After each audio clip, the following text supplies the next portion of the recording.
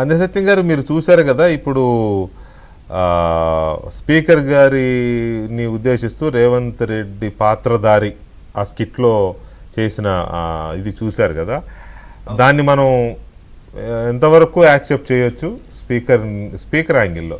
సరే, రాజకీయ నాయకుడుగా రేవంత్ రెడ్డి కాదు అన్నది, రేవంత్ రెడ్డి పాత్రధారి అన్నాడు, కానీ స్పీకర్ పాత్రని అన్నాడు కదా, సో దాన్ని మనం ఎంతవరకు యాక్సెప్ట్ చేయొచ్చు? అబ్సల్యూట్గా 100% తోచిపుచ్చాలి. ఎంత పర్సెంటేజ్ యాక్సెప్ట్ చేయటం కాదు, 100%. అందులో పర్సెంటేజ్ అనే ముచ్చటే లేదు. ఎందుకంటే రేపు ఆన్సర్ లో ఇప్పుడు వీళ్ళు వేసిన కిట్ కి ఆన్సర్ గా కాంగ్రెస్ కూడా అటువంటి కిట్స్ తయారు చేసిస్తే వ్యవస్థను దిగజార్చం, పాలిటిక్స్ లో ఉన్నటువంటి నాయకులను దిగజార్చడానికి పనికి వస్తుంది తప్ప ప్రజలకు వచ్చే బెనిఫిట్ లేదు. చాలా మాటలు అన్డెమోక్రటిక్ గా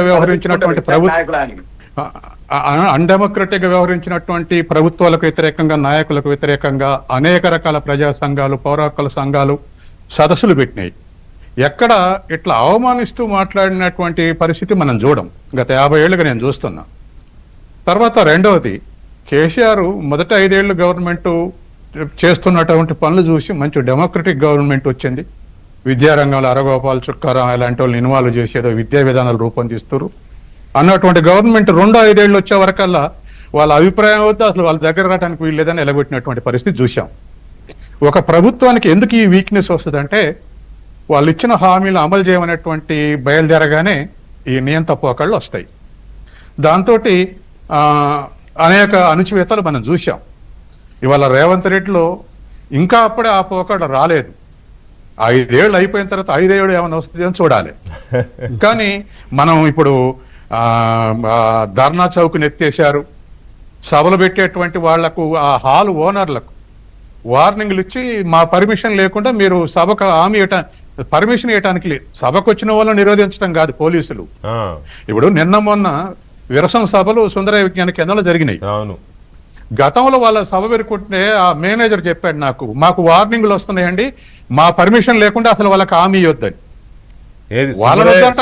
గారి పేరుతో నిర్మించిన విజ్ఞాన కేంద్రంలో విరసానికి అనుమతి ఇవ్వడానికి ఆ మేనేజర్ గారు భయపడే పరిస్థితి అప్పట్లో వచ్చింది. కాబట్టి ఇప్పుడు మన రాకేష్ రెడ్డి నేను అరడజనం వీటిలో కలుసుకున్నాం.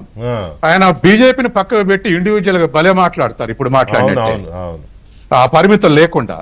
కాబట్టి ఇవాళ ఉన్నటువంటి పరిస్థితులు రెండోసారి 5 ఏళ్లలో బీఆర్ఎస్ అమలు జరిపిన దాంట్లో ఏది డెమోక్రటిక్ గా లేదు, అన్డెమోక్రటిక్ గా వ్యవహరించారు. ఆ పోకడలు మనం అనేక పాలిటీషియన్స్ అయితే అనేకం చెప్తారు. ఉదాహరణకు మరి గద్దర్ని బయట పెట్టి నిలబెట్టడం, అక్కడ ప్రజాభవన్ గేట్ దగ్గరనే ఒక పూటంతా, తర్వాత ఈటల రాజేందర్ బయట నుంచి వెళ్ళగొట్టడం, ఇటువంటి చాలా వందల రకాలు జరిగినాయి.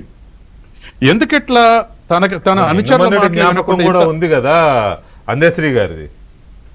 అందశ్రీది ఉంది. ఇంకా చాలా మంది మిత్రులు ఉన్నారు, నాకు అందరు మిత్రులే. కాబట్టి ఇట్లా అన్డెమోక్రటిక్ గా వ్యవహరించినటువంటి 5 ఏళ్ళు వ్యవహరించడం వల్లనే దానికి వ్యతిరేకంగా వచ్చినటువంటి తిరుగుబాటే బీఆర్ఎస్ ఓటమి. సెక్రటరియట్కు రావట్లేదని, మంత్రులకు ఇండివిజువాలిటీ లేదని, వ్యక్తిగతంగా నిర్ణయాలు తీసుకోవట్లేదని, మంత్రులు స్వతంత్రంగా నిర్ణయాలు తీసుకోలేకపోతున్నారని, తర్వాత సీనియర్స్ వస్తే కూడా జూనియర్ దగ్గర కూర్చొని చేతులు పట్టుకొని నిలబడాల్సి వస్తుంది. వీళ్ళు అనేక ఉద్యమాలు నడిచిన వాళ్ళు, నాయన నరసింహారెడ్డి, కేశవరావు, ఇటువంటి వాళ్ళు కూడా చేతులు పట్టుకొని నిలబడాల్సి వస్తుంది. ఇటువంటి అన్ని చదువుకున్న వాళ్ళ వ్యతిరేకత పెంచింది. కాబట్టి ఇవాళ రేవంత్ రెడ్డి వ్యతిరేకంగా బీఆర్ఎస్ పోట్లాడటం కూడా తప్పులేదు. కానీ టూల్ ఈజ్ రాంగ్, మార్గం రాంగ్. అవమానించే విధంగా వ్యవహరించడం కరెక్ట్ కాదు. ఇది రాజ్యాంగం, డెమోక్రటిక్ ఈ హక్కులకు సంబంధించింది. తర్వాత స్పీకర్ను అవమానించడం అనేది, అవమానించే హక్కు ఎవరికి లేదు. ఎందుకంటే ఒక్కొక్క పార్టీ ఒక్కొక్క ఆర్గ్యుమెంట్ చేస్తుందండి. ఇవాళ పార్టీ మా బీఆర్ఎస్ లో చేరి కాంగ్రెస్ చేరటం తప్పని బీఆర్ఎస్ అంటుంది. బీఆర్ఎస్ 39 మంది చేసుకున్నప్పుడు ఈ మోరల్స్ ఎడిపోయినాయని కాంగ్రెస్ అంటుంది.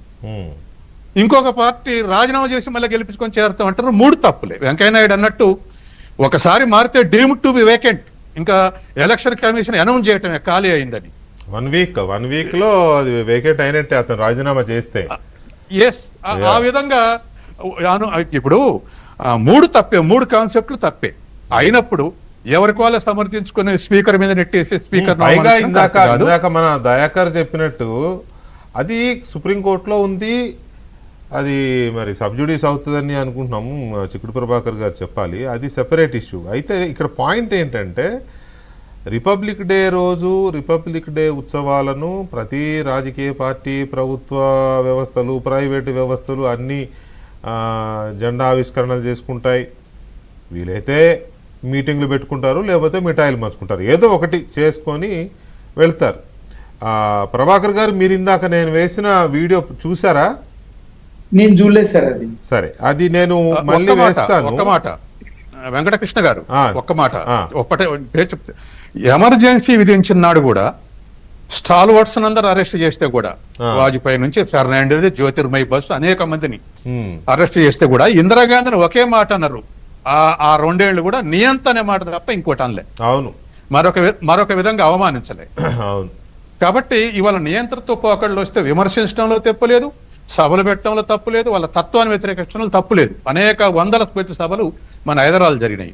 రైట్. కానీ ఇట్లా వ్యక్తుల పేర్లు పెట్టి సో అవమానించడం నేను కరెక్ట్ కాదు. ఆ మార్గం కరెక్ట్ వీడియో కాదు. మరొకసారి వేస్తాను ప్రభాకర్ గారు.